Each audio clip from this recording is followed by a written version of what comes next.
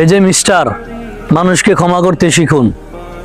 আজ পৃথিবীতে মানুষগুলো যেইভাবে হিংস্র প্রাণী হয়ে উঠছে, অকল্পনীয়। মানুষ নাকি আশরাফুল মাখলুকাত, শ্রেষ্ঠ জাতি। আসলে মানুষের ভিতরে আর সেটা নাই।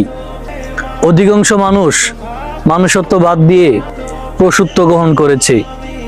আজকাল সমাজে যখন আমরা সোশ্যাল মিডিয়াতে যাই, ফোনটা হাতে নেই, তখন দেখতে পাই ছেলের হাতে বাবার খুন, বাবার হাতে ছেলের খুন, ছেলের ধাক্কা খেয়ে মা বাবা ঘর থেকে বের হয়ে যাওয়া।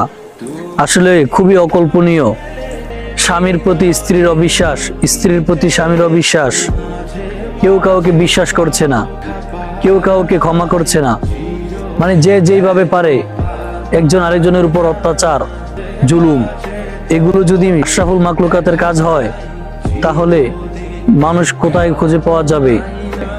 একটা সময় ছিল যখন মানুষের প্রতি মানুষের অগাধ বিশ্বাস, অগাধ ভালোবাসা ছিল, কিন্তু এখন সবকিছু শুধু লোভ, লালসা, অহংকার, হিংসা, প্রতিহিংসায় রূপ ধারণ করেছে।